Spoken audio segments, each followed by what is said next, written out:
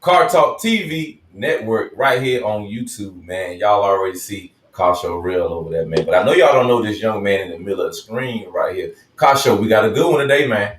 Look, we talking EV and we gonna talk business too. So y'all trying to learn how to get to the bag. As we always say, we got an app developer, we got a business owner, we got a CEO. You see, you got the CEO shades on. Woo! We're not playing with the shade today, man. So let me go ahead and introduce his brother, man. This is none other than, I hope I'm not messing it up, eCARRA app CEO Rock Robinson, man. Appreciate you coming through, brother. Yes, sir. Yes, sir. Love it. Love it, man. Love what y'all are doing, man. I'm a car enthusiast all the way through and through. Born and raised Chevy guy. Corvette. By nature. Up until I actually started to own the Model S, that was my car. And then when they came out with that twin engine, that mid engine, I was like, I'm kind of butt hurt, but I was like, you know what, still. I can't do it. I can't do it. For me, I get it, man. I'm a car guy too, so I know that emotional tie to your stuff, your vehicles, and the things that you built. So I get it. Yeah, nah, and again, guys, you're watching Car Talk TV on YouTube, and some of you guys might be tuned in right now live on Facebook, or you might be watching the replay on Car Talk TV network on YouTube. You just heard that man say he's a Chevy guy, and y'all and the people that know me know that I'm Chevy gang through and through. I had a 2011 Camaro. I bought it because I saw Transformers in 2010, and that was the feature car with Bumblebee. And I love my Camaro, man. I had a great time with it up until I bought the i8. But the C8 was my car of choice, and I actually ordered the C8 last October. Some of y'all know how that process is. But man, I'm an EV guy now. So Rock, everything you just said, you just literally just told my story over the last year or so. But how did you get into full EV? What brought you to full EV? Yeah, man, that's a good question. I'm from Houston originally, so I graduated high school in '92. And when I graduated high school, something really interesting was happening with commercial driver's license. They introduced the CDL, I think, right around '94. Mm. So back in that day, a lot of the old school cats that were driving trucks, they couldn't read or write.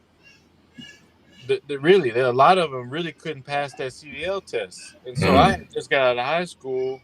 We were barely getting familiar with computers and shit like that. And so I was able to Yeah. go read the computer, zap through the test, boom, I got a CDL. So I got in the trucking business really, really early.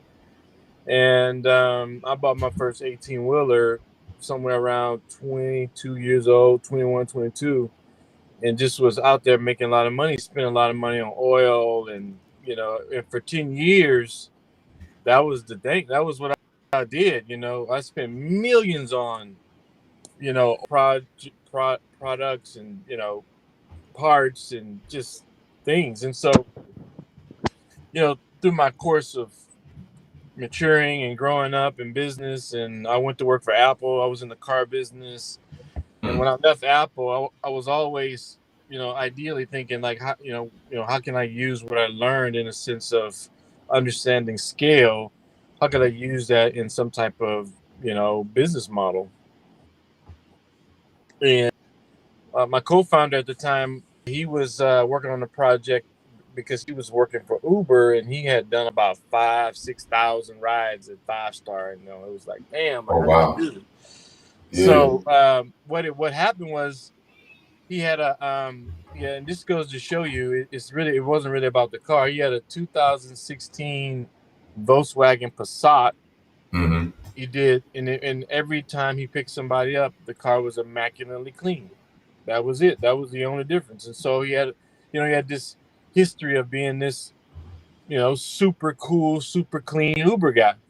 Yeah.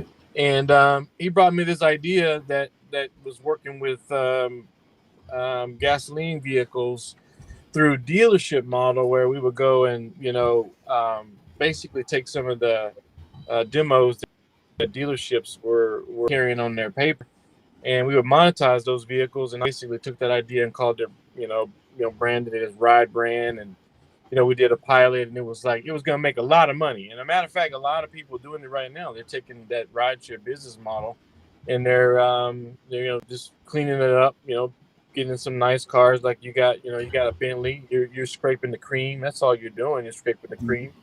And a lot of people are doing that, right? So they scrape the cream with the nicer cars. That's all we were doing. But we realized that it was going to be the same kind of thing where we still had gasoline to contend with and pollution. So my thing was initially like, well, shit, if we're going to do something and we're going to make some change, it certainly ain't going to be using Escalades, because we had access to as many Escalades as we wanted, Cadillac Escalade. They were just going to give them to us. Yeah. Or Denali's or whatever, So it was like, well, if we can go, this was in 2016. It was like, if we can bite off and just commit to be electric, then we don't really know what we have at that point. We don't. Nobody's done it, so let's go. Yeah. That was it, man. That was it. Ride Brand that day became eCARRA. I went online and started googling some shit. Found eCARRA as a domain, bought it, built a website around it that day, and the next day, the Ride Brand was rebranded as eCARRA All Electric that day. Man, that's dope, man. And you're literally right in the lane of car show rail. So car show rail, I already know you got a little bit of interest on that. So I'm gonna sit. I'm gonna sit in the back seat of the eCARRA pickup, and I'm gonna sit in the back seat of the Bentley, and just let car show rail kind of just run with this one right here. Man, look, we could definitely tag team on this one, bro, because I know you got a lot of interest in the EV world as well. Yeah. Man, if you want to toss to me, so going back to the beginning, because we like to start our interviews back to the very beginning. Not to overview what you're doing right now, which is amazing. But you said at the age of 22, back in the early 90s, you were a truck driver. So, and you said you were racking it up. Yeah. I know the industry now in the truck driver world. I know things are changing. There's still a lot of people making a lot of money now. But could you, I guess, go back in time and explain to us about the industry, how it was back then versus now? Right. That's a great question, man. And the fundamental difference that was happening right then was the CDL. But you gotta remember, to get a license at that time, you didn't really have to do much. You just went and checked a few boxes and drove a test, and you're good to go. The CDL was really to kind of like bring some regulatory things to truck driving and regulate a little bit. So all those people got cut. Well, you had a young breed coming out. Unfortunately, fortunately for me, my best friend Odell Michael, still one of my best friends in Houston.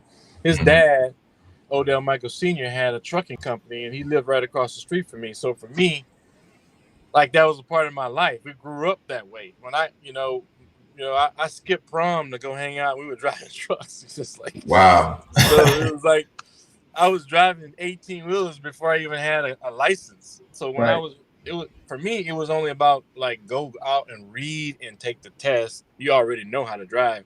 My best friend, he was older than me, so he would go get drunk and party all night. And then when it was time for him to go to work, I would go to work with him, and he'd be sleeping in the truck, and I'd be driving around doing all his work. So I was sober, but didn't have a license. Either way, we were fucked. We were screwed. But yeah, y'all was done. But yeah, man. At the end of the day, we made so much money back then because I was making 10 grand a month as a 21-year-old. My first, by the way, and that's in the 90s. That's in the 90s. One of the first things I bought was I bought a 1992 convertible IROC Z28, red interior, black top. Damn thing, sweet dog. I want one of those today.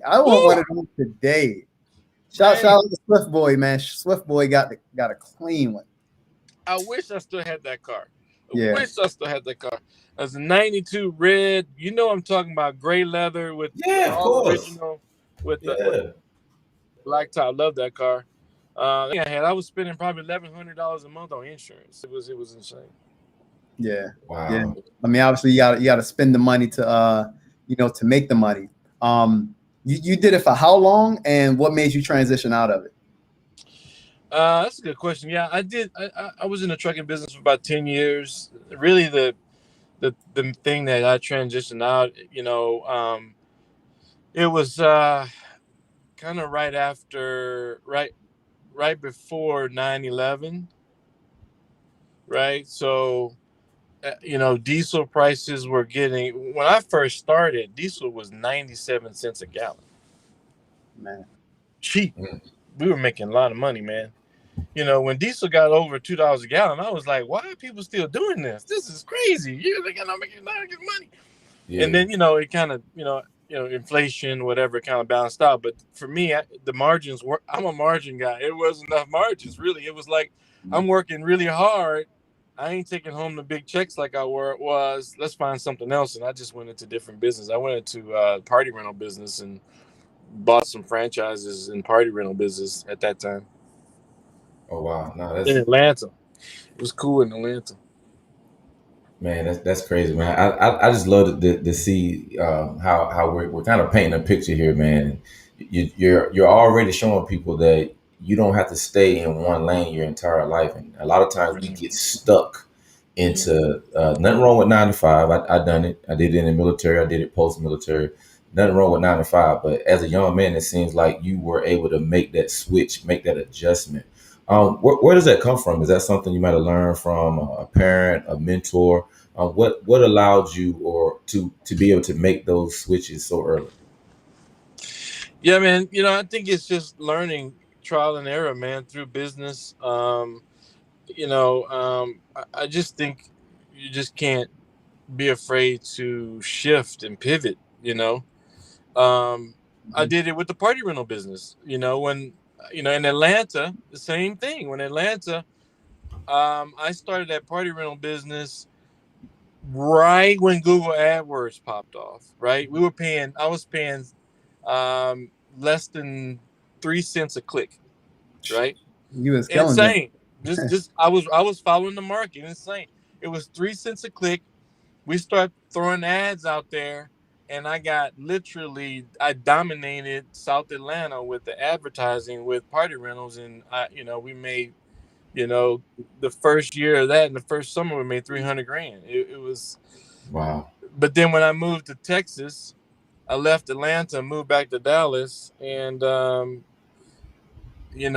right in this area where I was, the market was so saturated. Like, a lot of Hispanics were doing, like, we were doing party rentals, full blown inflatables, water slides, and stuff. I got here, man. Hispanic community was doing that shit for like $99, and our average rental rate in Atlanta was $450.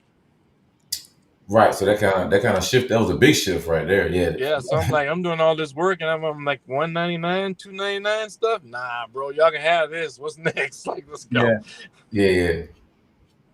No, I definitely like that, man.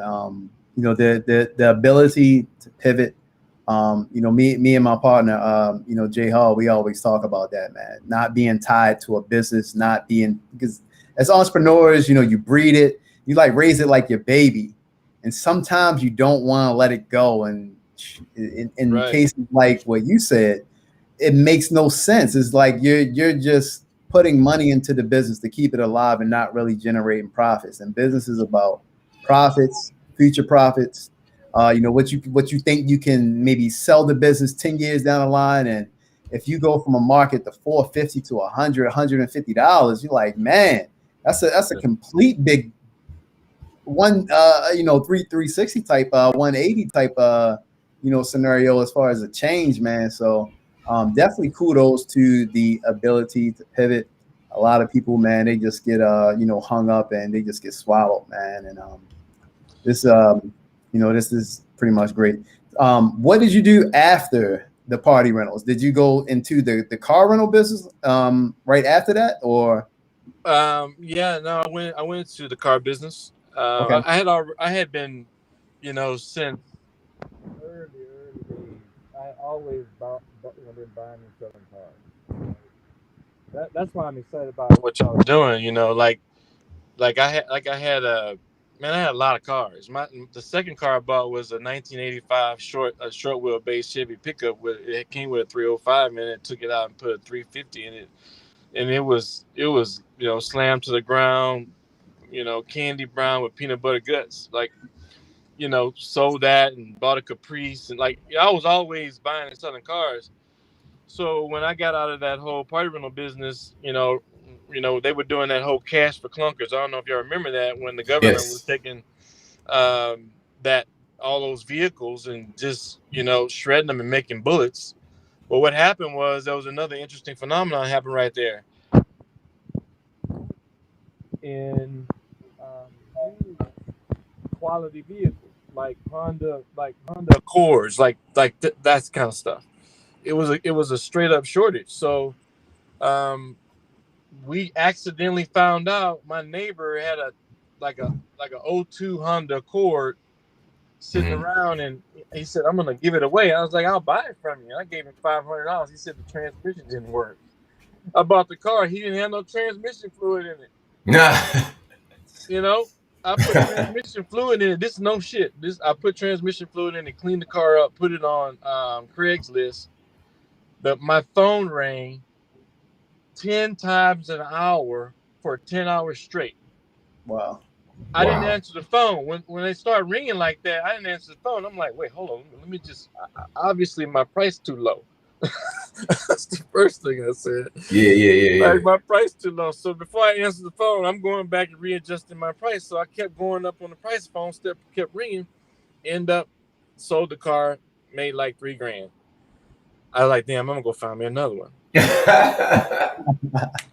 Found Went on Craigslist, found another one. I told my homeboy, I was like, look, bro, we got something. He said, you found one, I found one. So then we started hunting down Honda Accords, Honda Odysseys, all those cars. We start hunting down like you wouldn't believe. And I literally sold, me and my partner sold 150 cars a year, just me and him, with a $750 cap. Like, that's what we made on each car. So y'all Man. turned that into an actual business, man. That's super dope. What Yeah. I learned was, out of that, the big learn was, if you found the right niche of what people wanted, they would do anything for it. And So that was the niche. We didn't divert. We bought Honda Accords. We knew what year models. We bought Honda Odysseys. We knew what year models. We bought a few Volvos. We bought the cars that we researched, that we knew everybody was looking for. Hmm. And then once we had them, it was just a matter of making sure that they were, decent enough to sell to somebody without making it look bad. And we never did that. If it was junk, we just didn't mess with it anyway. So yeah. Man. Nah, And then that's when we dope. ran out of that, I went to work for Apple. So that's how that happened. And so you kind of like full circle.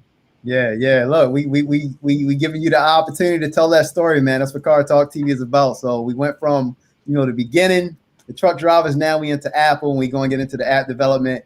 E-Vapors, go ahead, pick that up, fam. Yeah, yeah, yeah. So now you're making moves with Apple. Kind of describe your experience or your time frame working with Apple and what that was all about.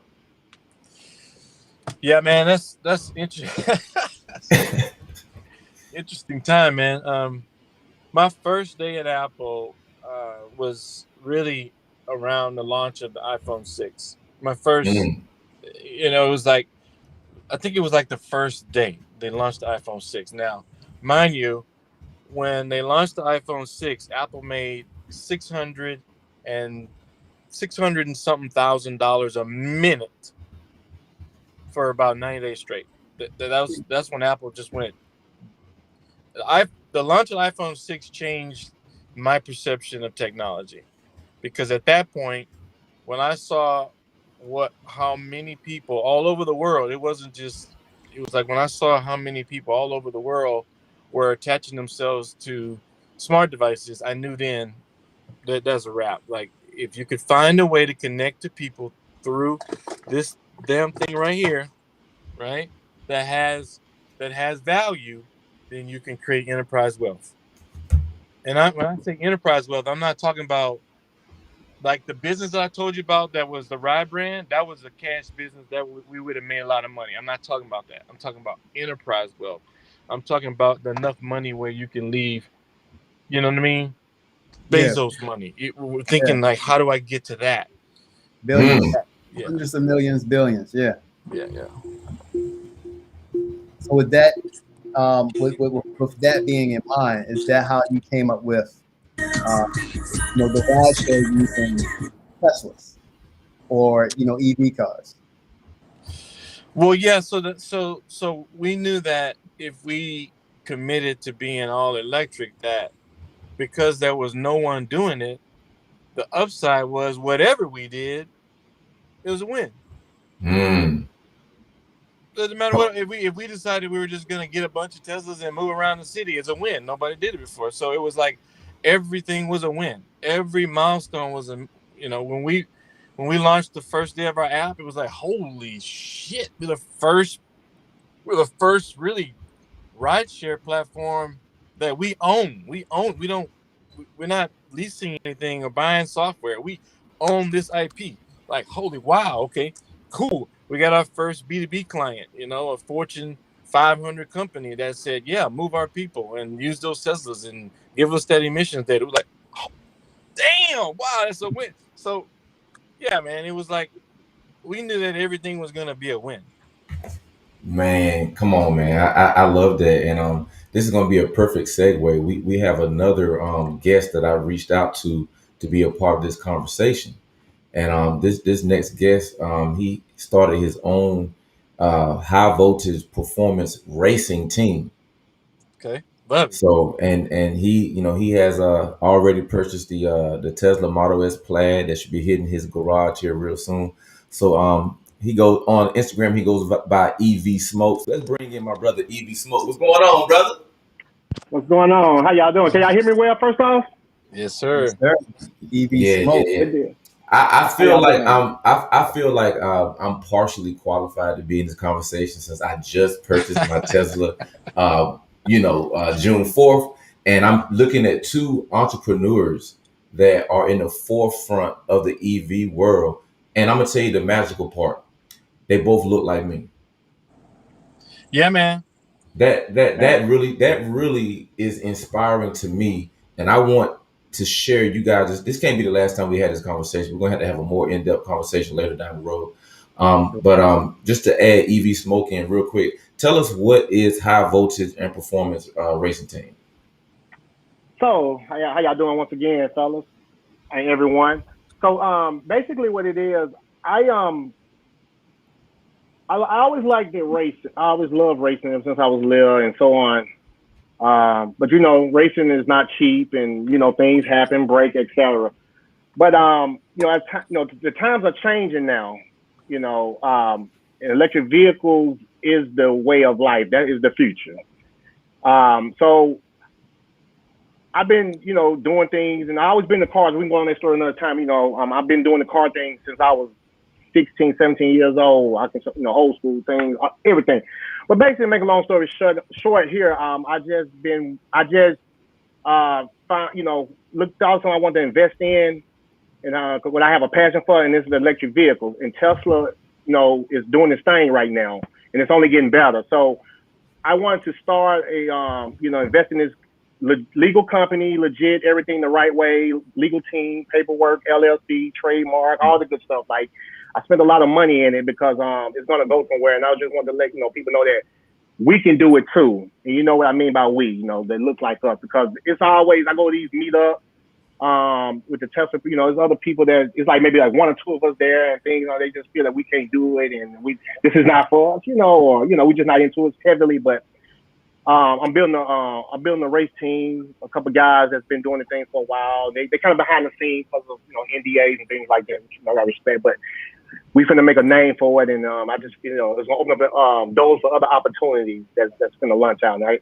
I'm starting out strong with the Plaid because I got an S now, but I didn't want to do that. That's my daily because I just want to buy a light, go light, make sure I like the EV world. And ever since then, I didn't want to buy a brand new last year when I bought it, but now I love it, and I'm making some major investments in it. It's going to take me somewhere. I'm going to stick to it. It's a dream.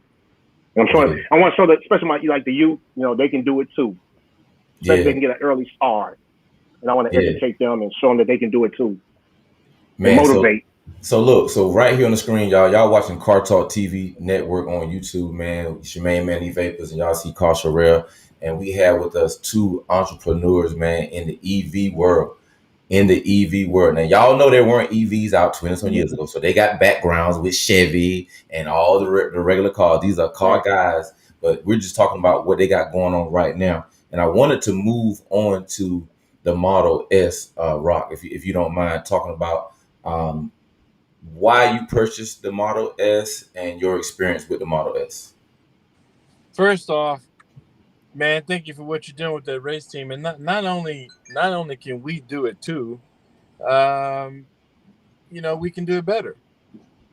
There is no, I really want to kind of like park for a second because, through my entrepreneur experience, I have really seen quite vividly how some people think they are better than. And no matter how good you do, they feel like somebody should do that for you or better than you simply for whatever those reasons are. And I just want to say, man, listen, I've told people in boardrooms, like I've had conversations where people say to me, oh, well, we maybe we need to get somebody to be the CEO, and you're so busy, why don't you be in the name and the brand and all this stuff. And I'm like, well, sure, cool, that's all great, but if he's not going to come in here and he's not going to work as hard as me, he's got to get the hell out, right? Yeah. So at the end of the day, it's not emotional. We don't got to get emotional anymore.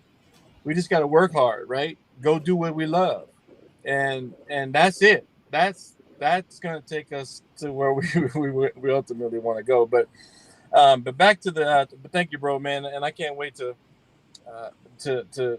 race you in that.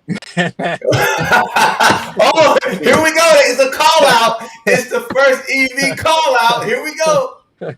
My deposit is on the roaster, bro. I already know I'm white on white, and it's gonna be called Ghost. And get out of my way. I'm telling you, get out the way. Get out the way. But anyway, on the Model S, at the time when we started eCARRA, there was no Model 3 and there was no Model Y. As a matter of fact, Model X had just launched around 2016. So we all we knew was Model S at the time. And throughout that time, like the one I'm in right now, this is a 2012. This is one of the first 2000. This is number 1900. I don't want to say the exact number because then Tesla be tripping. They'll be like, yeah. They already know. But anyway, this is one of the first 2000 cars. Man, I wouldn't trade this car for worse. This car dominates literally everything that gets in front of it. And it's a P95D or P90D, so it's not even a P100. Wow. And to be honest with you, I did enough research to know that because of the reduction in the cost to operate, that any company that wanted to compete with us with using gas cars couldn't compete. They just can't. Like even if you got a free fleet of Bentleys, 100 of them, right? And I got 100 Teslas that I paid for. Over time, I'm gonna outcompete you just because you're the cost to operate is about 65 cents, 70 cents a mile, where mine is about 4 or 5 cents a mile. So over time, I'm just gonna dominate. And it has nothing to do with Bentley, or it just has to do with the fact that electric cars don't cost a lot of money. And he just said it from a race perspective. I'm not going to argue you down on that one because to operate, the Bentley per mile, it costs, man. It costs, and obviously you make money being on the road. just like a truck driver. So the more you put on the road, the more revenue you make, but you gotta equate those maintenance costs, man. And if Tesla's maintenance cost is less than 10 cents, you're saying 4 cents, 5 cents per mile. Yeah, you're gonna win all day against any gas car. It can be a Cadillac. So this is what we're gonna do, real. This is what we're gonna do, real. We're gonna get you with Lucids. We're gonna switch all your and this. No, I'm not even kidding you. Not only are we gonna get them for you, I heard about. We're gonna get them for you. They're gonna want you to. They're gonna want you to have them. Let's talk, man. Let's talk. And so listen. So we built our platform. 6 months after we built our platform, I get a call from Captain Alan Graham in Washington D.C. in your area. Okay. He said, "Man, we got a company called Fairrider. We don't have any software. We got some Teslas. We're trying to move people around." I was like, "Well, I don't know what to tell you." He's like, "Well, can you?" He's like, "You heard of them?" Yeah, of course. They're in my area. Come on, man. Okay, cool. So, Alan was like, "Hey, man, bring eCARRA to DC, and we'll just, work under your brand and all that." And I was like, "No, bro, you started this company. That's your company. I tell you what we'll do. I'll give you my software. You go make money." People don't do that, bro. People don't do that, man. They don't do that. That's what I'm saying. Big love. That's big and love. So that shifted our entire platform. Not only was that, what happened with that was it got our thinking out of, well, we're going to build eCARRA and compete with all of the damn rideshare companies in the world. It's not going to work. We're not doing that. So that shifted us and go, wow, there's other operators out there like us that just need tools, but they don't have the budget or the whatever to build software. Cool. All right. We're going to build our platform. We're going to call it Seeds, and we're going to get seeds out there for people like you that have excellent service. Like you have an excellent service. You're moving people around in very nice vehicles. You should be able to take advantage of all of the other markets out there moving people digitally with a platform that allows you to use QR codes to get people in the car immediately, to have an app, to schedule their rides in advance, to do all that stuff, reduce emissions, plant trees. You should be able to do that. So that's what our platform does. It's a white label for everybody. Let's talk this through, right? So, like that. Originally, when I started, when we launched the Urge, it was to operate in the DMV area. As we seen Uber scale up, we was like, okay, we could service everybody in the DMV, but what about everybody else that's outside of DMV? So we thought scale. Okay, what can we do to scale? Create an app. Okay, let's see the numbers for an app. Whoa, okay. This is where things get tricky, right? You need obviously either somebody that can build an app, which costs, it's going to cost you some dollars either way, right? We put $300,000 in it before we even had see? And we talking about buying. Look, you got Bentleys and stuff like that. So then the second thought process was, okay, let's connect with other operators throughout the whole country who have the same type of fleet that we have. And, maybe we can try to put something together. And that's where things got tricky. And we started to just say, okay, we're going to take a little step back from this.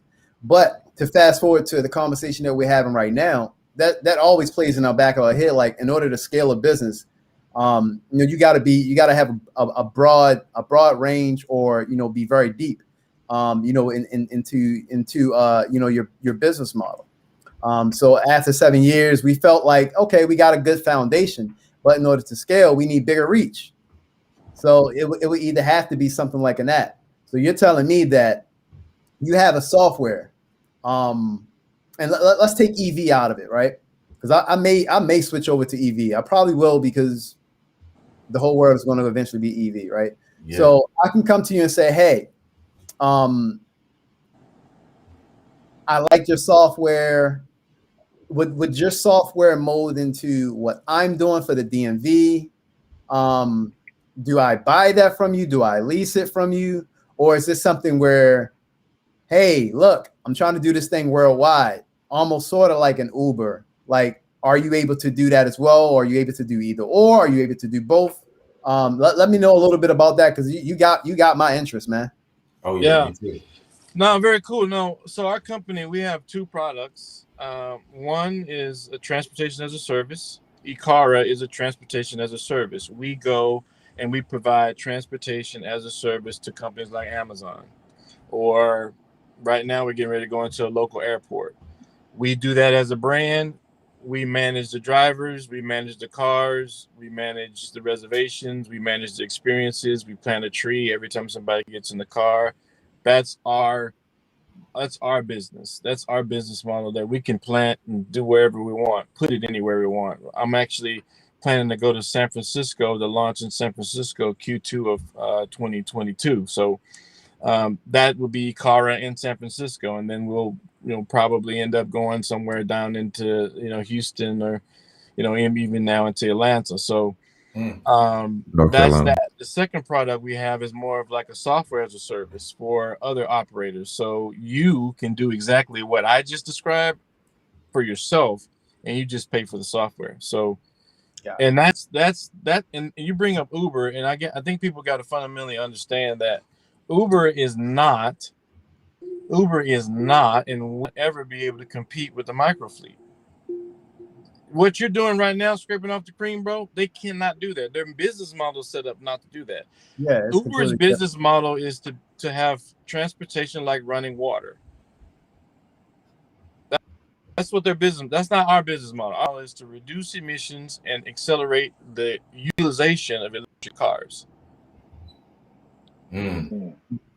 I don't care about having. I don't care necessarily about having transportation like running water. We don't do that. We're by appointments only. I stay in my lane. Yeah, same here. We do appointments only as well. And so everybody knows that. And here's what's crazy: Uber is exactly the last minute thing.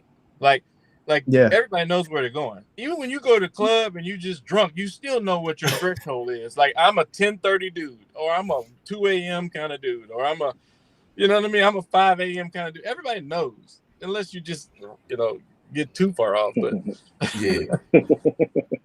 No, I like that, man. I like that. We definitely have some talks offline for sure. No, I like this conversation, man. I really love the way it's going. And again, everybody, man, you're watching Car Talk TV Network on YouTube, and we're having a great conversation, man, with CEO. I'm just gonna call you Rock, baby. You sound like you're gonna be the Rock of the industry, bro. I'm just gonna call you Rock, but he's Rock Robinson. Where are you based out of, sir? we're in Dallas. We're in Dallas. Dallas. Whoa. Yeah. Hold on. See, nothing happens by accident. Rock is in Dallas, CEO. My guy, I call him EV Smoke. Down below, high voltage with the racing team. He's in Austin, Texas. This is not an accident conversation. We're gonna guys. get together, man. I'll be in Austin in a couple weeks. Hey, we got a Saints. Say less. Come Say on. less. We're gonna have to get a race together, even if Hey, you. Okay, let me ask you this. Hold on, I'm gonna be fair. I'm not stunned. Let me be fair. I'm gonna be fair. Is that before the mods come on, as soon as I get it delivered? So I'm gonna give you the option. Before the mods get done, or what? Hey, I already know I'm probably gonna lose, but I still want to race. Hey, I got it. Before the mods done, or after? Which one? Before. Yeah, I don't even want to mess with the mods. Wait, by the way, have y'all heard of the Pikes Peak International Uphill Race? Yeah, Pikes Peak. I'm familiar with Pikes Peak. So the Plaid, they raced the Plaid on the race and came in second with the for the exhibition. I got some emails from some people that already, like I said, it's a blessing because I've been getting sponsors and stuff kind of hitting me up, and they ain't even got the car yet. So I feel, so I know it's a blessing, and I'm just going to continue to do what I'm doing. So like you said, I'm in Austin, Texas. Big things can happen in Austin. They building this Tesla plant and the Giga plant and so on. I'm into solar energy, roofing. I got all that stuff here in the house. That's just me.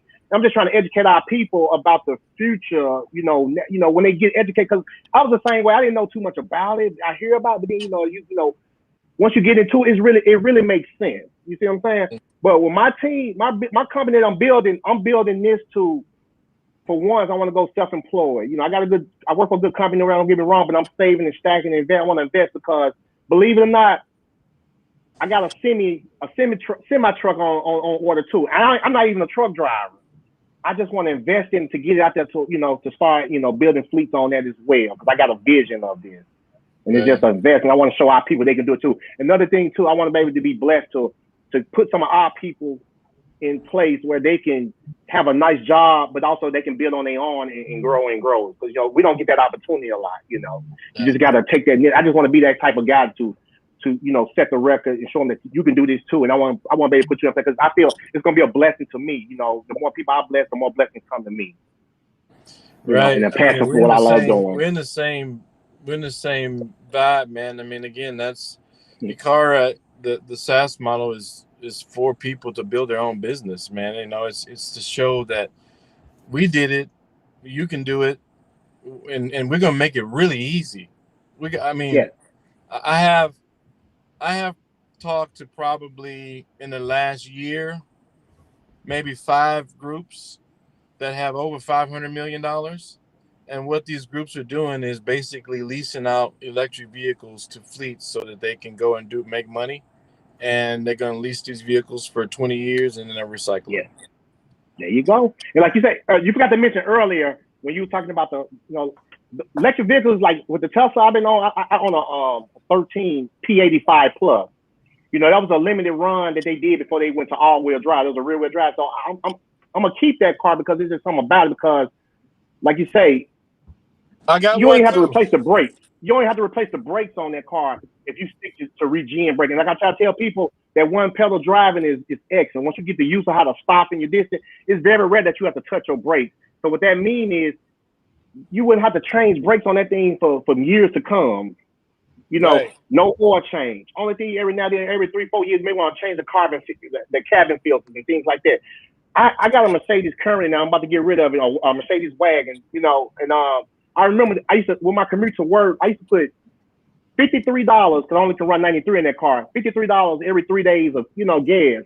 But since I ain't been driving that car like that, parking it for months, the only time I really drive when the weather's real bad, like I just let the other baby stand in the garage, But the maintenance and the lack of money, that stuff adds up. Yeah, it really adds up. That's why I'm trying to tell people gas, and then you see how gas is going up and down and getting shortage and things happen. Because believe it or not, I hate to say it, it's gonna come again. It's gonna be a time some stuff like that gonna happen again when they have this gas shortage because of how vulnerable the United States is right now with infrastructure on things. We're not, people they're gonna threaten us. It's just, I hate to speak it, but you just gotta look at reality. It's bound to happen. But I produce my own energy here. Like at home, I charge at home. I got solar panels, roof, power walls, all that. So like, as long as I got sun, I'm off the grid pretty much. And that's why I try to educate people and save money. I have a negative, like I showed my boy E-Vapors before, on my other page, our electric bill be like negative, in the negatives every month, negative $20, $30 a month. They give us credit back just by me producing my own energy. And I'm charging vehicles and using AC and on up in both levels of the home. Like I said, we just gotta get educated. I just want to try to be that person to help our people understand it. Hey, Ray, let me ask you this right quick. I heard you say one day. What's stopping you now? Just keep it 100. I'm gonna tell you why. Because I was the same way at one point. What's stopping you to like really just look into the EV? Because some people they don't understand the whole education about it. They just kind of like it's like a bad thing or it's an inconvenience thing. What would you say? I would say the thing that would be stopping me from from switching over to EV today. Man, that's a good question. Because I'm gonna be honest with you, right? Even though I know the EV's coming, we kind of built our platform and our business off of Bentley, but we could change it up at any given time, right? Because whatever you get, you can service clients. Like that doesn't matter. So we already know it's coming, right? Bentley had sent something out saying that they're probably about 2 years ago, they started hybrids. So like, okay, hybrids, maybe again, thinking as a business owner, maintenance overhead on these type of cars is crazy. So I'm wondering, if hybrids is a little less expensive. A client wouldn't know the difference between a hybrid and a W12. Then they sent something out last year saying by 2030 they will over in the UK they will no longer make gas Bentleys. So it's going to be completely electric. So I was like, whoa. So it's coming. The thing is, do I want to switch into Tesla or do I want to stay Bentley? I'm gonna be honest with you, man. That's something that I haven't thought about a lot. I don't have an answer for you, bro. It doesn't have to be. It doesn't have to be Tesla though. That's the thing. Like people always ask us, you know, are you guys gonna, especially investors, are you guys gonna stay with Tesla? And I'm like, no, the platform is agnostic. It's about experiences. So, you know, like, do I want to have Lucid Motors on our platform to be able to take people around in probably one of the sexiest electric cars on the planet? Hell yeah, I want one. I want 10 of them. Like, I want 10 of them in San Francisco. I want 10 of them in Austin. Like, yeah, like, do I want a Ford Mach-E to service the Dallas Cowboys in Dallas, in the area? Hell yeah. Like, yeah, man. It's like, and at the end of the day, it really is going to come down to, if it don't make dollars, it don't make sense. And it's going to be down to margins. Like, like there's a certain threshold that you have. And I've been doing some research. I'm getting ready to release a lot of study about this, but imagine like our business model. We sell this to investors. We go, well, over the scale of 5 years, let's say we deploy 900 vehicles. And out of that 900 vehicles on a rideshare platform, all right, we're gonna save about 4.4 million gallons of gasoline. Think about that for a second. On the reverse, if I said, hey, we're gonna start a rideshare company and we're gonna use Buicks or you know, I don't know, Hondas or whatever, you're still going to use millions of gallons of gasoline, and that's going to go to your bottom line. And that electric company doesn't have that cost. It's gone. It's removed. It's removed from their scalable bottom line. Remember what I was talking about, enterprise value. Like, I get it. A lot of people, you know, make money. Go make money. Go have a business. By all means. But always be thinking about, like, how do you create enterprise value? Like, how do you make it bigger than what you have? And don't get settled on that. Like, your grandkids they need you to think bigger, you don't even know, you know what I'm saying? So, yeah, it's going to be down to dollars and cents, really. Can I share a little secret right quick? I named the business High Voltage and Performance Racing Team. I'm gonna get a little story on that. Because me and my guy was trying to come up months and months trying to come up with a name that ain't been taken, or it won't get you sued or copyrighted or anything. It won't get you sued or anything like that, or trademark infringement and all that kind of good stuff, right? Legal term. So I came up with that name because, one, high voltage represents a high voltage battery, which is EV, of course. But Tesla, don't get me wrong, I love Tesla. You know, be doing the thing, but I ain't want to name it Tesla Racing, Tesla. You know, I'm gonna have that, but I'm leaving my opportunity open for other things. Because when somebody see me doing my thing and the investment that I'm doing here, you never know what other opportunities gonna open up for other manufacturers and companies. They want us to be the face of their brand. You see what I'm saying? I believe in Lucid Air. Lucid Air, you know, that's a good idea. My own, it's gonna be a bad, you know, go give them a run for the money. So I'm leaving my opportunity open for other things. I want to just be more than just one. And like I said, I just feel that it's gonna open up the doors for other opportunities. I could be the face. You never know if I want to say, hey, Porsche EV, like want to touch out to me and say, hey, we want you to be the face of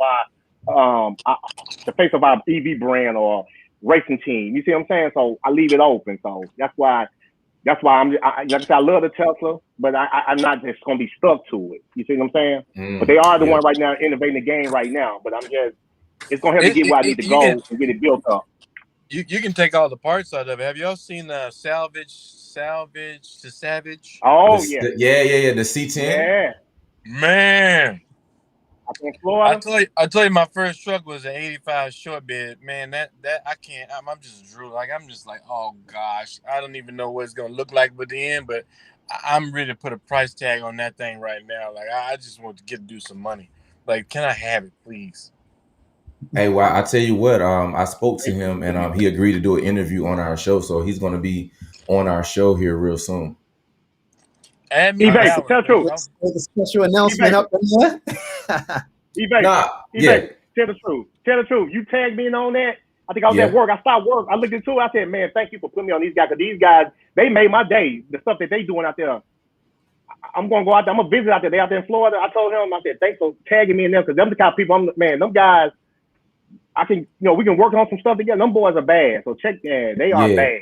Yeah, I reached out to them a few weeks ago, and sent them the courtesy, invite, and they was like, "Oh yeah, man, we'd love to be on the show," And here we are with two EV entrepreneurs, and we're having just, to me, one of the best futuristic conversations. I feel like we're all sitting in the hot tub time machine. We're like in 2080 right now, having this conversation, and we're trying to tell our younger selves, get into EV, buy in now. Lock in, let's unite, let's link up. And I'm sitting here, and I know Rail's wheels are turning. I'm sitting here in North Carolina.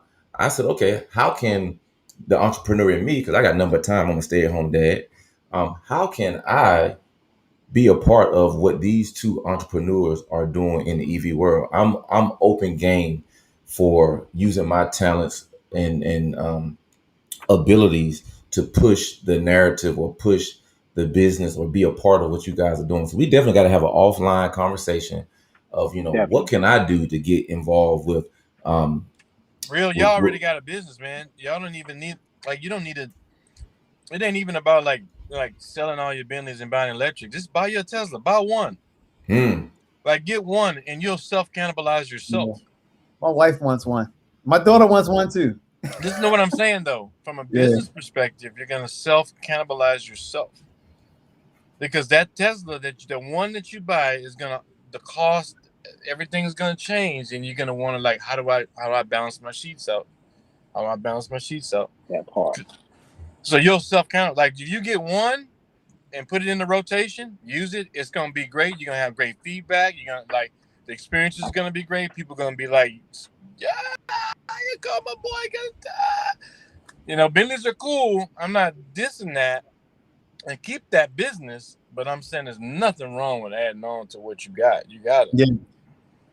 Yeah, no doubt. One of my I guess one of my affiliates, he added on a Tesla Model X. He had a Rolls-Royce Phantom, and he also had classic cars. But I seen he added on a model Tesla X. I'm not sure if he still has it, but I've seen it out. I know it did well. The market is a little bit different now, because of the pandemic or whatever the case might be. But look, people, if I'm watching guys who came before me add on, a diverse fleet, hold on, he got a Phantom, yeah, he got vintage Bentleys. Whoa, he got a Tesla now. And we get calls about Teslas, and specifically the Model X, because in our field, we're more so of the special occasions, not just the really A to B, go to the airport. People are reserving these rides because they want they're paying good money for an experience. I get you. So I can see why he got the Model X, because these kids now they want something with theatrics, right? They want the Phantom, the doors to go backwards. They want the Bentley because they got the B on it. They want the Lambo because the doors go up. Now they want the Tesla because Tesla is new, Tesla is hot. The X got the doors go up. I was no lie to you. I was on the call with a parent, and she was like, "Yeah, I'm trying to convince my daughter that the Maybach is a better car than the Tesla Model X, but I cannot convince her." I'm like, I didn't even know what to say about that one. I mean, granted, I don't have any Teslas in my fleet, so I'm trying to navigate that conversation the best way I can. But I'm like, just thinking on the opposite end, and taking myself out of the luxury shoes. Okay, take my emotions out of it. Yes, I love Maybachs. Yes, I love Bentleys. Yes, I love Rolls. But what do the clients want? Do the clients want Rolls over if you put them up against each other? What do they want? So that's how the Tesla talk started to peek into my mind. Really, the EV, but mainly like a X, something with theatrics. The doors go up. Hey, let's take a look at something real quick here. I'm putting a picture up here from Rock's Instagram. Tell us about this Take the Pledge with eCARRA. Yeah, man. My video went out. Can you still hear me? Oh, let me make sure. Hold on. Let me redo. Okay, we got you. Okay, cool. Yeah. Yeah, that pledge is basically, we wanted to really help people understand that, our environment is important. Like, we really only have one freaking planet, and that's it. Um, Carbon is at the highest it's been since human history. You know, 7 million people die a year prematurely from, air pollution, and a lot of those people are in low income areas and people of color. Um, we just ultimately we just have to stop producing so much pollution, and so that pledge is really about, hey, do something, man. Ride a scooter. I mean, I get it. I'm a car guy. I get it. We want to drive. We want to have this nice stuff, and you know. But at the end of the day, we have to reduce it. We just consume it too much. So it was really about a challenge to a day ride a bike. Get an electric scooter or something. Ride a train. Do something more sustainable a couple times a week, including maybe get a ride in an electric ride truck company. Yeah. So with you saying the electric ride company, I'm on my phone here. I downloaded the eCARRA app. Can you walk us through the eCARRA app and what is the eCARRA app? Yeah, no worries. So basically, when you download the app, it allows you to go in and reserve a reservation for us to, pick you up and take you anywhere. Right now, we're in the North Texas area, up in DFW, the Dallas area, and we'll expand here coming up in the next. But basically, yeah, once you create a reservation, one of our guys or gals come in a Tesla Model S, X, or Y, pick you up, take you where you want to go, and we make sure that these cars are immaculately clean, like I described earlier. And really, the experiences are, top notch, and we're able to keep our price point lower than Uber. Mm. Okay, A so I'm lot. trying to figure out how I can put my my super clean 2021 Tesla Model Y that's being ceramic coated right now with a 10-year guaranteed lifetime ceramic coating, white interior. How can we get on the car app here in the Raleigh Durham area? How can we get You in? know, Get in? man, I think at some point when people um, understand that this whole micro fleet idea, this idea that I can get 5, 6, 10 guys, and we can go get our own business in our own community, whether it's delivering pizza packages, people, doesn't matter, because I'm an electric car. My margins are so good that I'm gonna make money. When that starts to trigger, you and a group of guys, the same way me and a group of guys get together, get 5 cars, and I can show you how to make a couple $1,000,000 a year. I'm game, brother. I'm game for that conversation over some coffee or whatever, man. We'll hop an airplane and have a conversation in person. We literally we literally built business models for small business guys. I got a group of guys in Atlanta Hmm. that they're retired, good guys, man, and brothers, and they want to start a business, and we put together a small business model for them to start with 5 cars and scale a couple cars a month, just inviting in people to the community.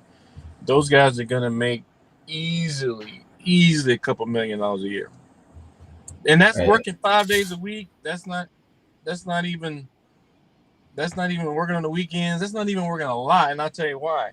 For a while, because the cost of gasoline and the cost to manufacture vehicles, the cost to move things is going to be extremely high for a while. Like, the rates to do things are going to be high, and it's going to be that way for about 4 or 5 years.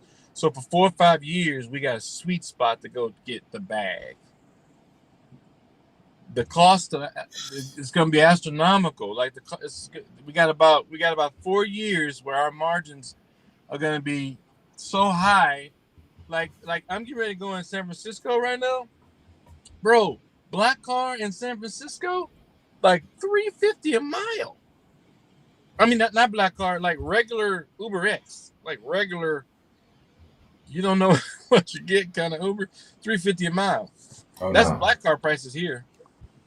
Like that's, yeah. So Nah, that's crazy, man. And I feel like we're having a master's class in business, a master's class Most definitely. in a forecast of the future. It almost feels like we got some insider trader information. We got that brown envelope that nobody's supposed to see, and we're inside that brown envelope right now, getting all of the information that we need to literally pitch our tent in an industry that has a lot of room for growth that's not overly saturated.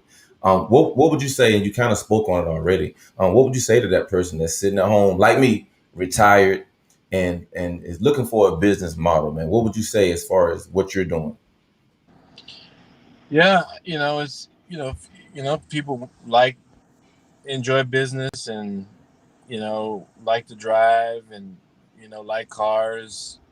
There's tons of them. They're out there. They're out there doing it right now. I mean, there's a group of people in your area, wherever you are, that are driving Uber right now that hate it.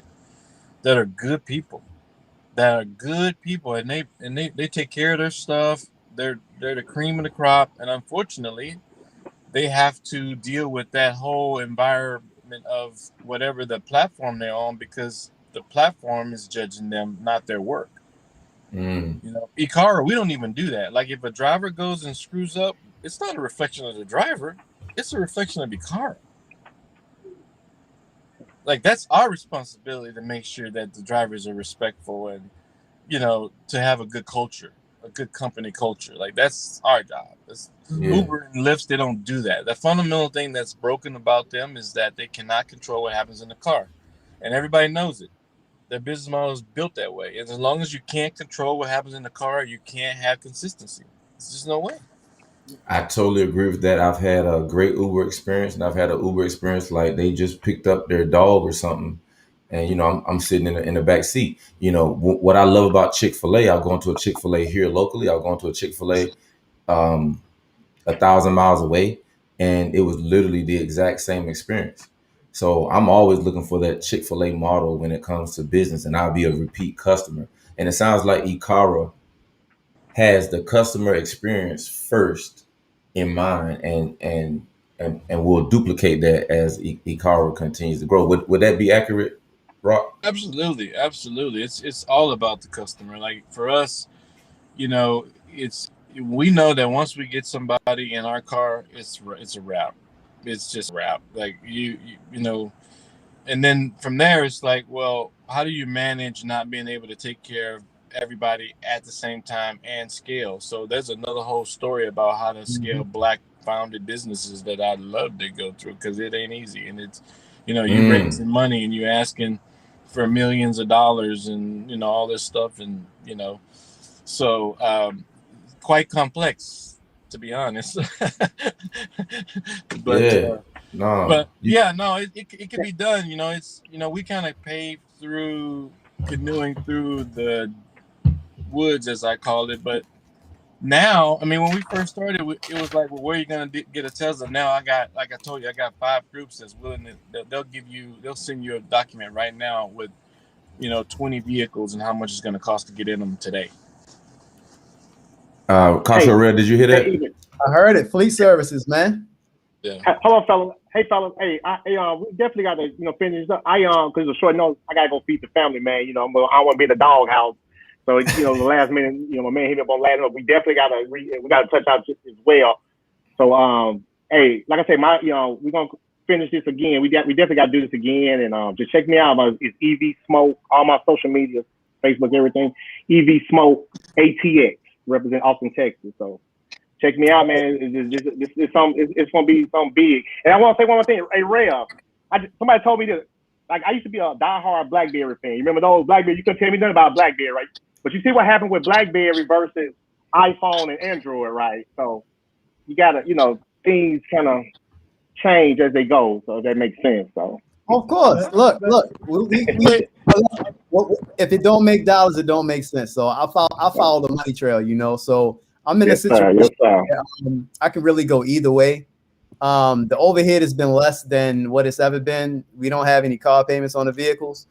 I'm just really, I'm gonna be honest with you, bro. I'm open to everything. But before you jump off, I see you got a non-EV vehicle right behind you.